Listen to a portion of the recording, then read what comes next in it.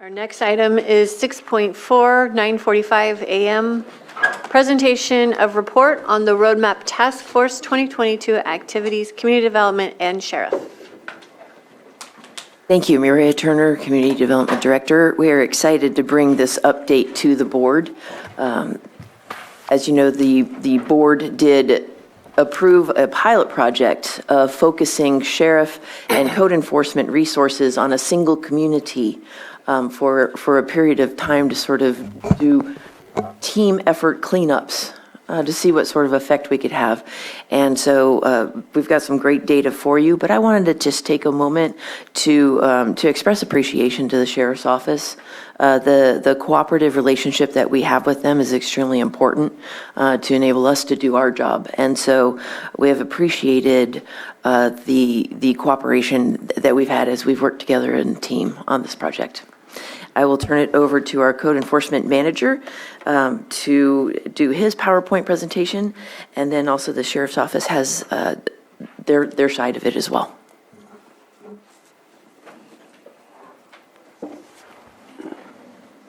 Yeah, I got it. I'm sorry. Yes.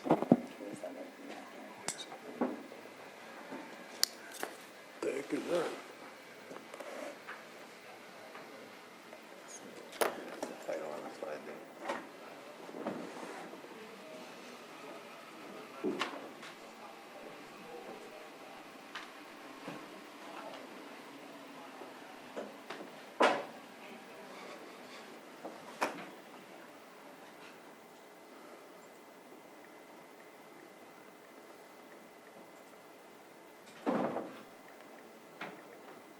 Got to get rid of that box.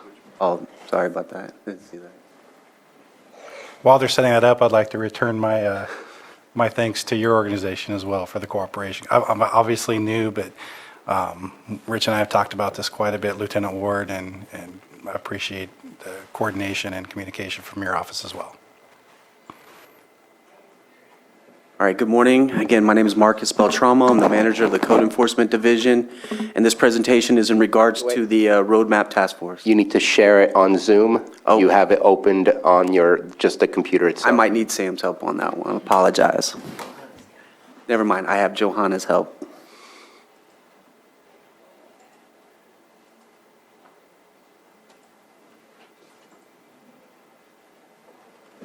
All right. So the Roadmap Task Force is a community revitalization pilot project. Again, it is a pilot program. We do hope that we have successes so that we can continue this program and go through each township as it was designed. On May 4th, 2021, the Board of Supervisors approved the formation of the Roadmap Task Force. Just a brief history here. August 31st, 2021. The Board of Supervisors approved a Roadmap Task Force project for a community-driven revitalization pilot program in the Clear Lake Oaks area. If you can see on the right, the areas highlighted in the yellow coloration, that is the Roadmap Task Force area. That is where we concentrate and we focus our attention. On April 26th, the Board of Supervisors find the draft of Clear Lake Oaks Community-Driven Revitalization Action Plan is appropriate, and they directed county staff to move forward and to beautify and promote safety within the Clear Lake Oaks community. These are our statistics. These are statistics were provided as of December 1st, 2022, so it's not current as to up to date. I'll provide some additional information, but in that period up to December 1st, 2022, we opened up 211 cases. We closed 121 cases. We issued 68 notices. Currently, at that time, we were working on 22 cases. We had 3 abatements in process, and there was 1 demolition that was conducted that was voluntary. The cases include both properties and vehicles. So these are our highlights, and this is what we're hoping to demonstrate as we further continue on with this program. So this is one of our early successes here. As you can see, the property on the left is in a drastic state of disrepair. We got with the property owners, and they took the steps to repair the steps, paint the front house. And so this is the goal and the aim of this pilot program here. Here's another instance where we took a property that was in not a very good state, a state of disrepair, garbage all over the place. And the property owner, working with the property owner, he took the initiative. And now, as of September, this was the condition of this property here. Again, another property. This one sits right on the highway. Again, the highway is where we focus. That's our top priority area. We want to beautify the highway as everybody drives up and down through our county. We want to make sure that they get they see the beauty of our county. And so here you can see the property on the left, trash, debris, rubbish all over the place. On the right, that's the cleanup. And we're hoping this property stays in this condition moving forward. On the left, here's another instance. This is kind of in the Clear Lake Oaks proper area. As on the left, you can see a inoperable vehicle, miscellaneous debris. And on the right, you can see where they've cleaned it up, and you can see the drastic differences here. You know, the one on the right is what we want our communities to look like. This is what our communities used to look like in 2010, 2012, and that's what we need to get back to. Over here, this is one of our properties that came in front of the board. As you can see on the left, there was multiple issues, tires, cars, just a lot all over the place. And on the right, you can see where it's cleaned up. There's still further work being done on this property, so I anticipate that it will be even more aesthetically pleasing in the future. Over here, this was one property the sheriff, the fire departments had concerns with. This property on the left was just, there was no emergency access route for anybody inside to get to the street if there was an emergency. And then on the other end of that, there was no unimpeded route for emergency service to get into this property. This is on 4th Street. So on the left, you can see where it was. On the middle, you can see where they started to clean it up. And on the right is when they got everything cleaned up. And now the property owners have turned this property into what it is today. And it seems it is a very presentable property. It's a very clean property.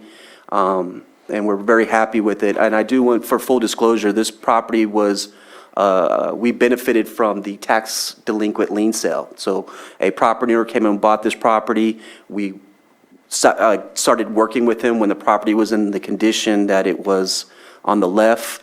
And then he took it and turned it into this. So we have been a beneficiary of the tax lien sales that have also aided us. At this time, that kind of concludes my presentation. I do also want to mention, this is not part of the slideshow, but we do have 12 properties that we're looking to perform abatements on. Initially, the first step in the process is to be facilitative, to work to gain voluntary compliance. I think we've exhausted a lot of those options, and now we're at the point where we have to start moving forward and abating some of these properties to obtain compliance to get to where we want to get to. 25 administrative citations have also been issued, and we are reaping the gains of that as well. As soon as someone gets a citation, recently a guy got a $6,000 citation. He came in immediately to correct those violations. So we are finding the benefits, and we are utilizing that tool. Again, as this code enforcement division grows, we will enhance and be better at using these tools to gain compliance. And at this point, that ends my presentation. Sheriff Rob Howe, thank you. Several people talking, obviously, and some presentations here, so I'm not going to take up a lot of time. I just want to make sure that I express my support for the program. A lot of experience with task force in my day, and especially in times like this with staffing being as it is. Our patrol, our beat deputies, if you will, are call to call to call, so that leaves very little time for proactivity, for trying to focus on problem areas, community oriented policing, all that kind of stuff. These programs do allow for that. I not only want to keep this one going, but I'd love to have these kind of things throughout our community. With that, we have Lieutenant Rich Ward here, who administratively oversees the program for the Sheriff's Office. Good morning, Board. I'll try and do my best to present this a little easier from the comfort of my desk, but I'll do this the best I can with my head turned here.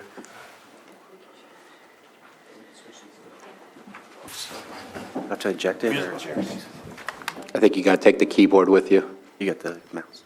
Is that going to mess you up, John?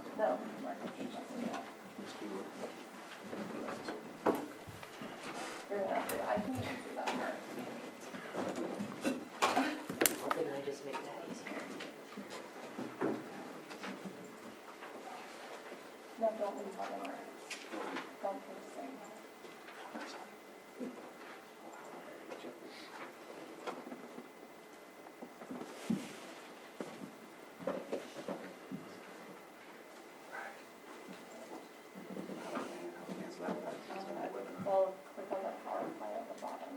Here, I'll do it.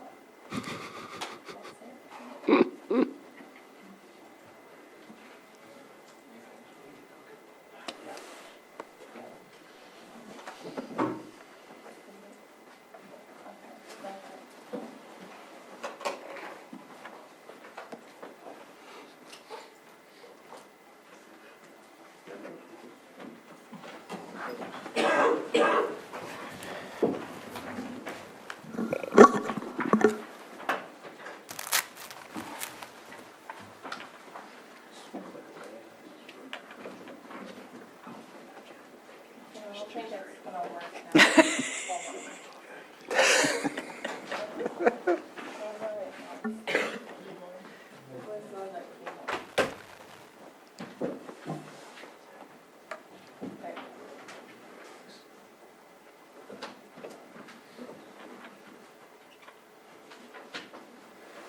Again, good morning, Board. This is the Sheriff's Office statistics for the calendar year of 2022. To date, as of 2022, we had 189 criminal investigations, 94 arrests. We had 200 nuisance properties that were identified and either turned over to code enforcement, and 52 search warrants were served. Our seizure totals are as follows. Some of the big outliers that we had were significant in the amount of, and the seizures of methamphetamine, fentanyl, and a large sum of ketamine that was located in a search warrant, and 44 firearms. Some more of our seizure totals as far as asset forfeiture.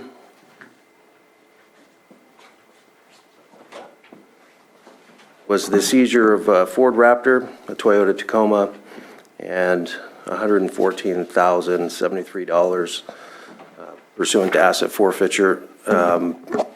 Recently, this month, we actually seized another Dodge Ram pickup that was worth an estimated Kelley Blue Book value of about $65,000.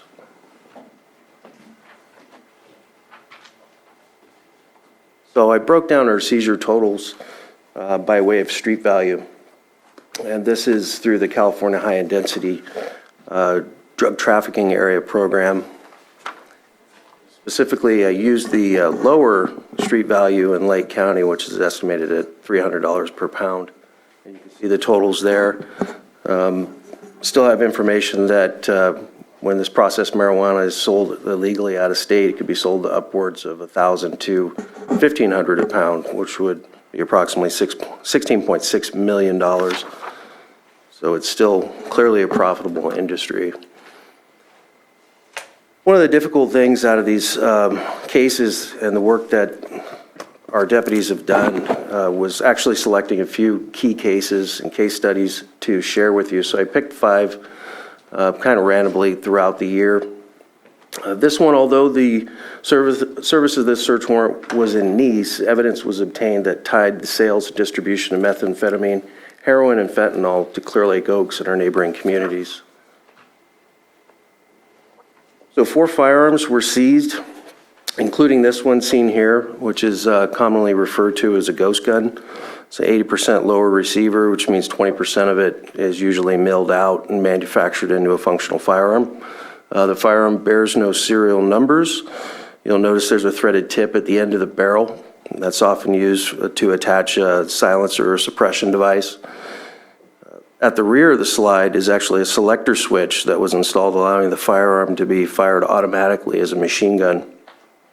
And this firearm was later test fired by our sheriff's office range personnel, and it did in fact function as an automatic weapon.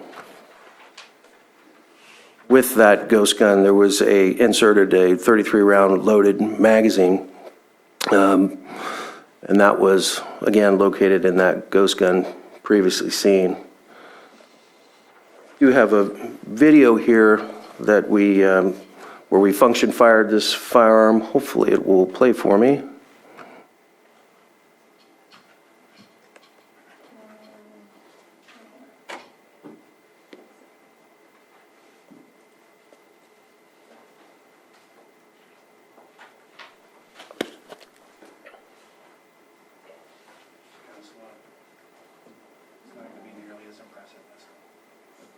They don't do well over Zoom. Everything's like over Zoom.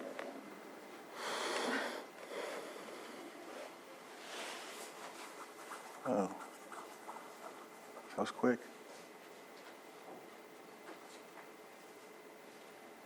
Definitely see the shells flying. Well, we tried. It fired the 33-round magazine in about a second, maybe a little bit under or over, give or take.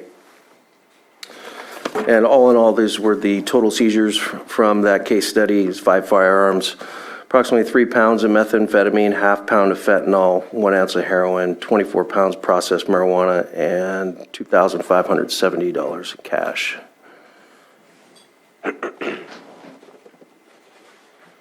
Another case study here we had.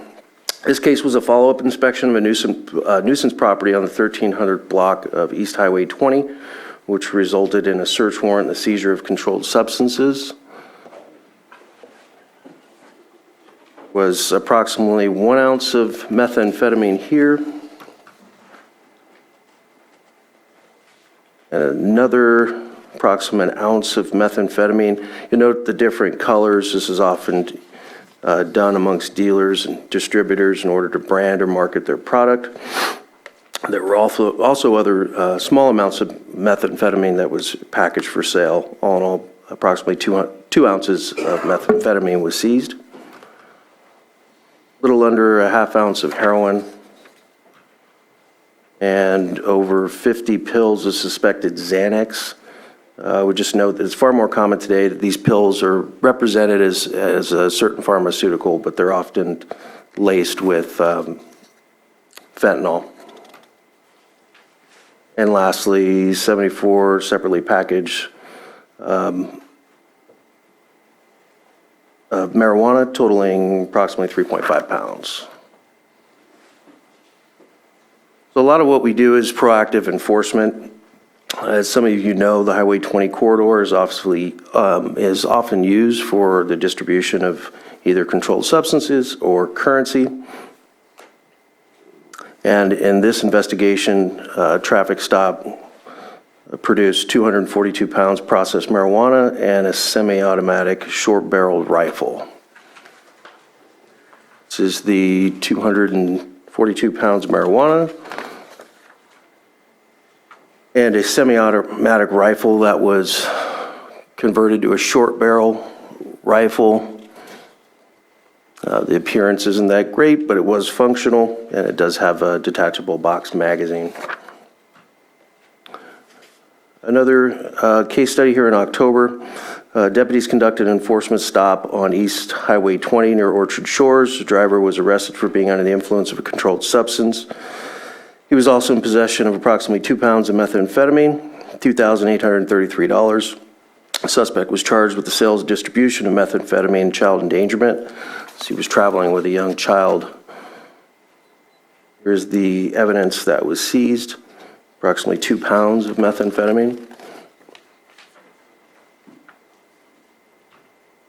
And our last case study here, this was after a lengthy investigation. Roadmap Task Force deputies authored a search warrant in the 10,000th block of Pingree Road, Deputies discovered that the vast majority of the residents have been converted in order to cultivate and distribute marijuana.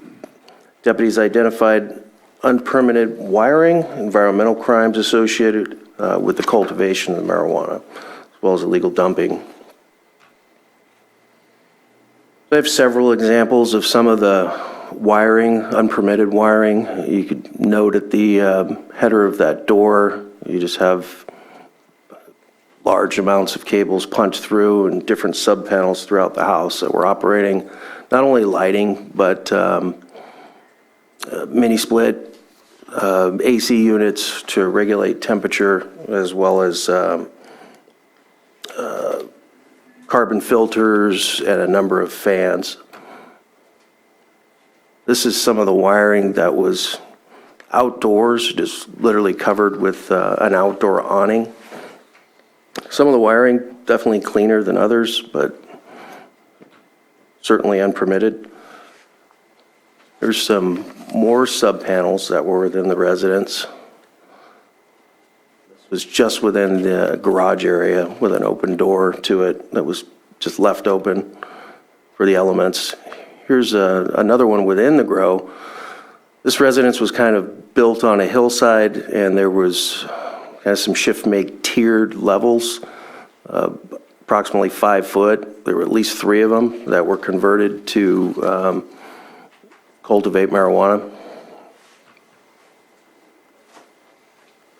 Virtually every room in the residence was converted to cultivate marijuana.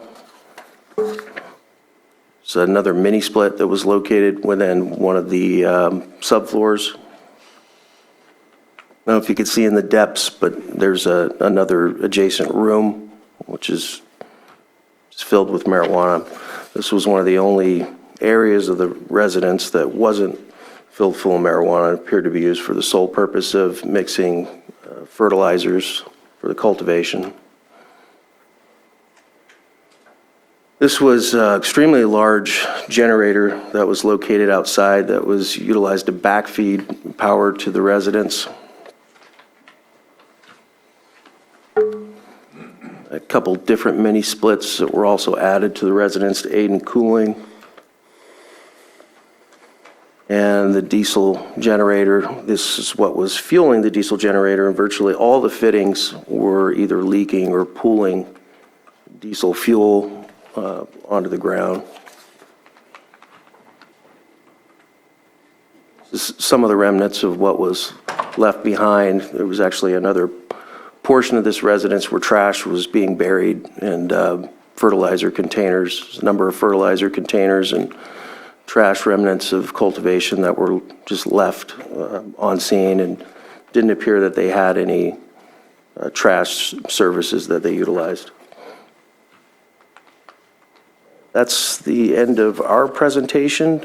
As I said, the hardest part was trying to pick 5 examples out of the 192 that were presented to me. Again, we appreciate the work that our deputies have done and the collaboration with code enforcement and the support of this board. Thank you. I just have one question. Had this task force not been put together, would these cases would have been handled, or what do you think would have happened if we didn't have this fund source dedicated? I would say highly unlikely that they would have been, at least from the law enforcement side. I'll let Maria talk, but again, as I explained, one of the problems we have with this is when you're on the call, you have very little time to do the proactive stuff. If you went up and saw that house to try to sit on it, write a search warrant, do everything else that's combined, it's very difficult to do without a coordinated effort with a multi-jurisdictional task force.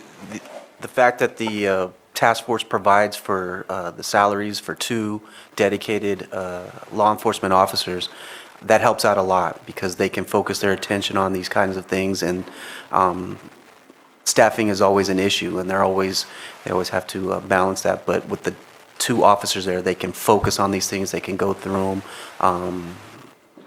They can look at habitual problems or places that have been problems in the past and focus their attention on that. So it gives that extra attention that's necessary in these type of areas. Thank you. Supervisor Crandall? Well, first, I want to thank you and Supervisor Sabatier. You were on the ad hoc committee that put this together in order to appropriate cannabis funds towards this pilot project. I wanted to read an email from some folks from East Region Town Hall or Clear Lake Oaks, and they stated to Board of Supervisors, we want to commend the Clear Lake Oaks Task Force for the tremendous job done during the first year of this pilot project. Properties are being cleaned up, illegal cannabis grows are disappearing, and the task force presence is quite noticeable. In particular, we wish to single out code enforcement, which has done an outstanding and difficult job under the direction of Marcus Beltramo.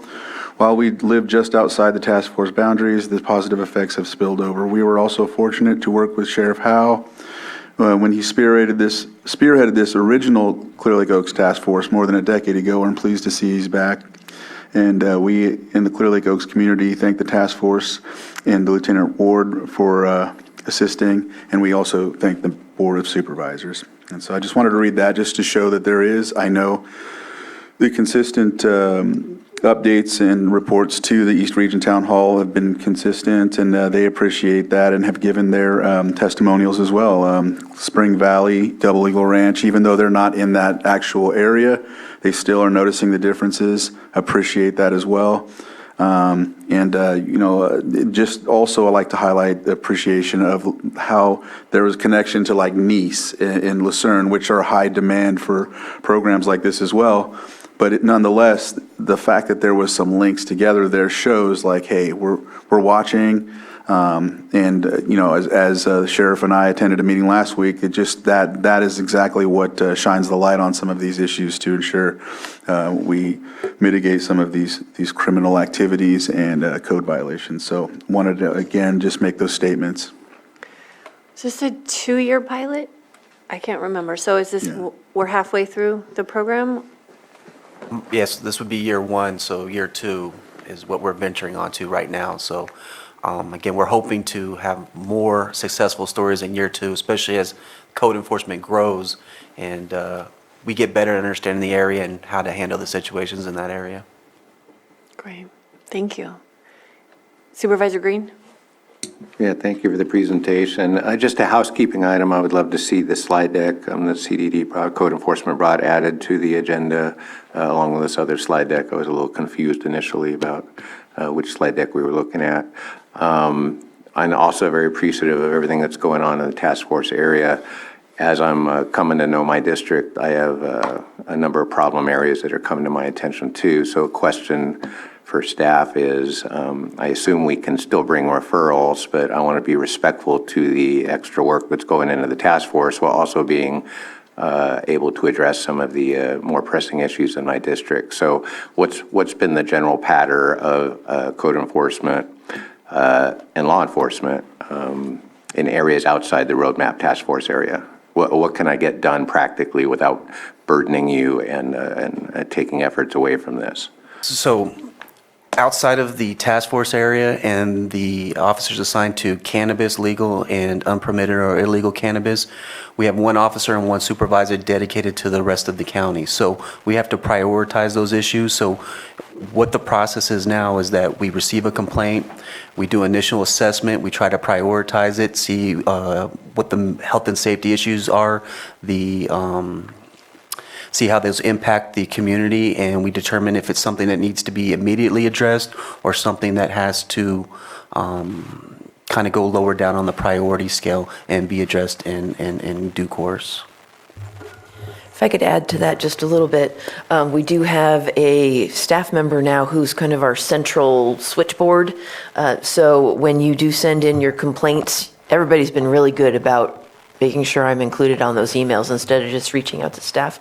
But when you do, then we make sure that Julie gets that complaint and she tracks it through to make sure that it gets addressed.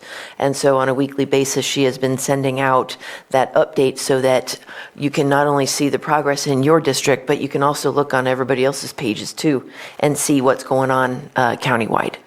And so we do appreciate that since you're out in the communities, you're going to hear about things that we may not have heard about yet. So keep them coming because we do pay attention to them. We gave some recommendations for the community in Nice to start either calling that number with Julie and reaching out through email as well so that they could be added to that list, because some of those weren't. But at the same time, I mentioned to them that that list is what would carry the perpetual need for updates and whatnot, so. Supervisor Green, from the law enforcement side of things, the reason this works is it's extra people. It's not taking the place of our deputies in the field. So if it answers your question, any call for service in the, I won't say the beat, but Clear Lake Oaks area still gets routed to a deputy. So no disruption in our normal service. And if you don't mind, I'd like to add one thing. We'd like to hear complaints from those property owners that are directly affected. Having referrals is fine, but when we can follow up with the property owners, hear how it's affecting the enjoyment or the health and safety issues affecting their property, and we have multiple complaints, that helps us in our processes if we have to get a warrant or if we have to move forward. It also, the more complaints we get, it demonstrates the real issue within that community, and that also catches our attention to, hey, we need to look into this and see what's going on and see if something needs to be done on an immediate timeline. So it's probably best to have them file directly with us or contact us directly. Vice Chair Simon? I think. Oh, you were back. Either or. Sorry. All right, you go ahead. Thank you for this presentation. I remember when we kind of put this together, decided to start in Clear Lake Oaks, looking at entry points into our county so that we can clean it up and make sure that when people come into Lake County, they have positive experiences right away. In my mind, I feel like this is a high five moment, seeing all of these cases and seeing all of these changes that may or may not have occurred had it not been for the Roadmap Task Force. It's hard to always say, but I appreciate you stating that it would be more difficult. And also excited since we have Sheriff Howe, who's had that experience in the past of leading a task force such as this and seeing how that evolves as we move forward into the future. In my mind, I'm thinking finances. I know that we provided about $1 million. If I remember correctly, the original budget was about $700,000. So I'd like to kind of figure out where we are with that, and eventually, sooner than later, before money runs out and before the time runs out, I would really like to know how we expand this and how we make sure that this continues. We have other areas around the county that need this level of scrutiny and focus.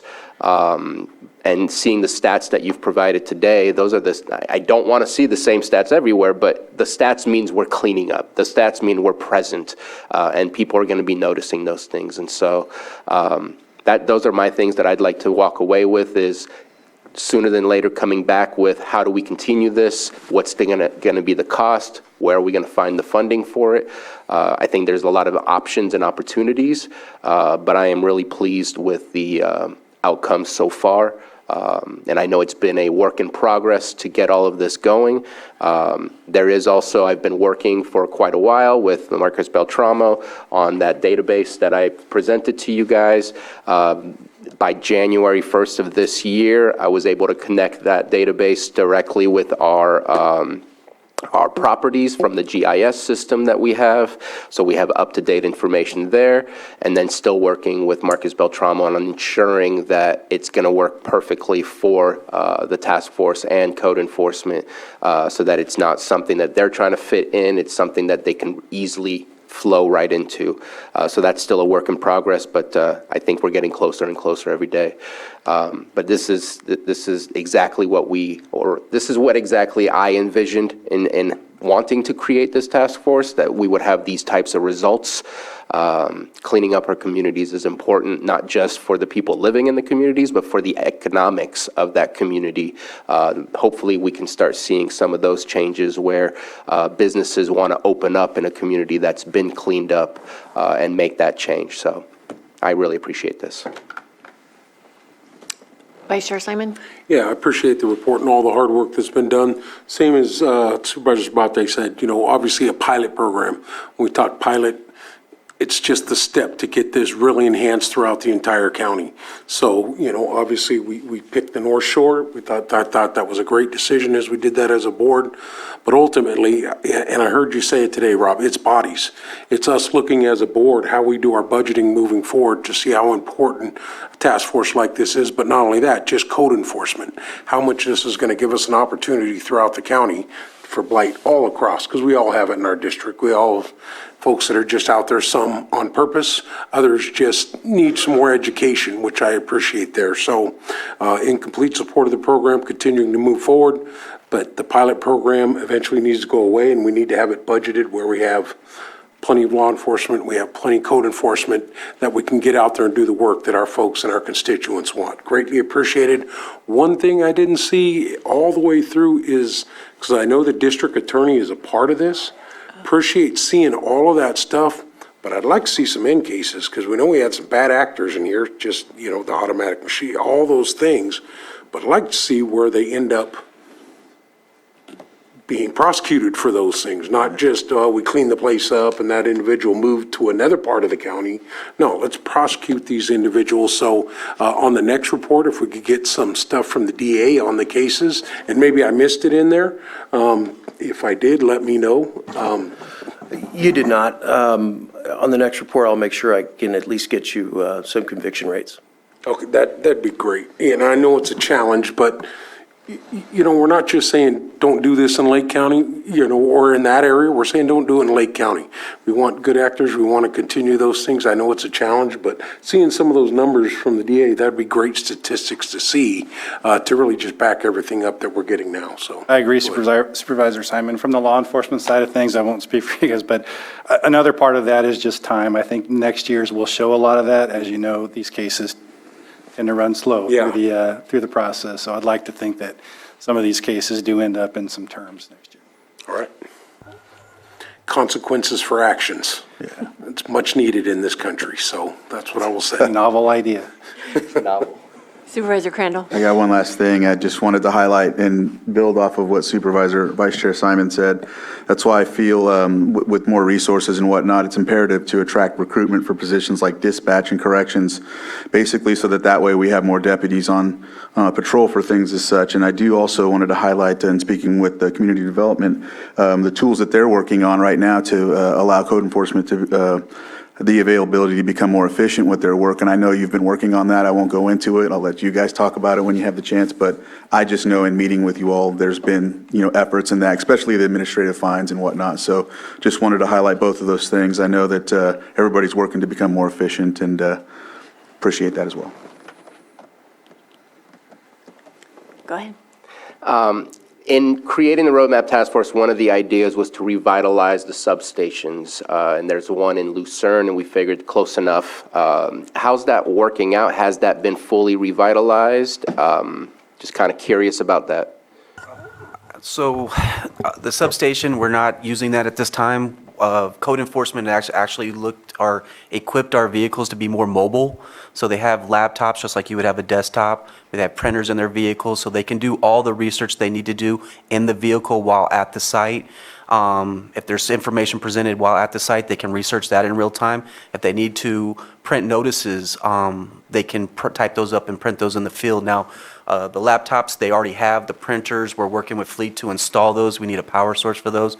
And then when the database is ready to go, that's going to be another tool that's going to make us more efficient. So the substation is a nice place if they need a place to go for an office. But right now, our plan is to be mobilized, work out of the trucks, and to do things in real time rather than having to go to one side of the lake, come back, write them up, and go back. So we're, I think being more mobilized is the best way to go given the geography of this county. So I think that's a conversation. As with the new sheriff, obviously we're looking to always get better. Continual improvement is a theory that code enforcement adheres to.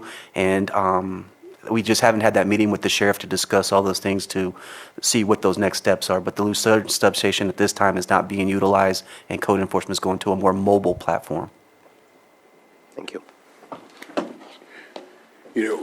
Just want to add on the conversation as we're moving forward here, because I know Sheriff Al, when you came back on, I know that in each district, at one point, the sheriff's department had kind of a representative or an officer that would kind of be in the South County, in each district. And I don't know what that program was called, but I know there was a liaison officer that would come out and meet with the community. They went to town hall, so I'll have to find that name. It's not ringing a bell, it looks like, with you, but We had the Clear Lake Coast Recovery Task Force at the time, and we tried to move that around.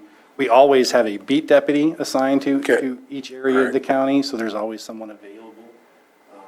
But we never reached the point with the Recovery Task Force back in the day where we were in multiple county, or multiple places within the county at one given time. well, I know we had officers, because we met with them. I met with them specifically, at least two different officers. One was Rob Rumfeld, that worked the South County, and so would love to get back to that. I know it's staffing, it's still that conversation, but down the road, I think that's a perfect example too, with the task force of, enhancing our code enforcement where, we got countywide everybody works on, but having individuals that are in each district would be really nice. I know that's budget conversations and what we're always talking about, but I just think it's so important that we continue that, because like I said, it's not only the enforcement, but the education process and then engaging the community. Now we have advisory councils that are all around the county, those types of things. We have some great things where we have some also artificial, the cameras and other things like that to help you guys do what needs to be done. So I'm saying I'm open to those conversations because we're seeing the benefits and we need to have that in our budget next year. I think what you're Putting talking, pressure on folks, so. I think what you're talking about is the COPS program back in the day when community oriented policing was very big. And that would be not just a beat deputy, it's when whoever worked that area was consistently assigned to that area, not just rotated around. And you're right, that there's certainly benefits to that program, but it is also a challenge when it comes to staffing. If we get 3 show up, we kind of put them around right about now, but that is something to look forward to get back to. Yep. Thank you. All right, I'll open it up to the public. If there's anyone here, come on up to the microphone.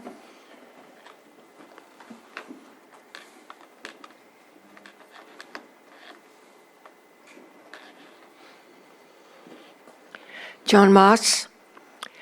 I would like to know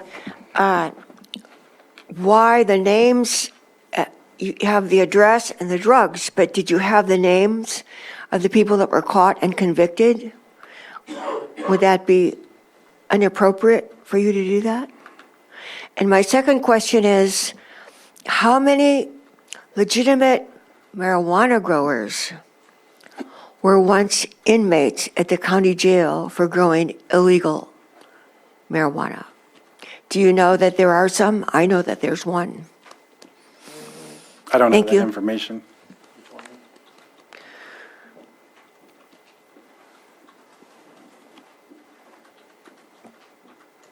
I don't have any information to answer that question. I know there's background checks conducted on the legal cannabis growers, and I believe we work with the sheriff's department on that background check as well.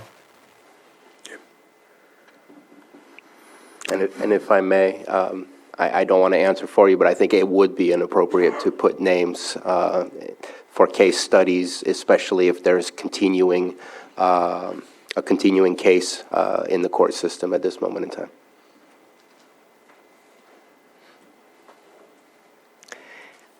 Anyone in Zoom? There is no one on Zoom. Okay. No, there's no hands on Zoom. Okay.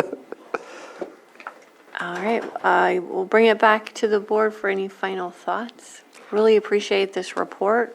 It's incredible what's happened in the last year. I know when we talked about designing this program, it was the intention of having a dedicated deputy and a code enforcement officer for every area, and hope we get there. If I could ask for a little additional clarity. This was an annual report, but the board has expressed interest that we come back before the end of the 2-year pilot program to maybe talk about funding options, things like that moving forward. So would you like the next annual report to be less than annual, like maybe in 6 months, 8 months? I think 6 months would be good. That way we can budget and plan for the next phase. Is that? I'm good with that. Yeah. unless it's part of our budget conversation Yes. that we'll be having in June. I see the CAO nodding, so maybe it'll be in June. Okay, Okay. sounds good. Thank you. Supervisor Sabatier? I just want to make a comment. I think that I love this report. Again, high five moment in my mind.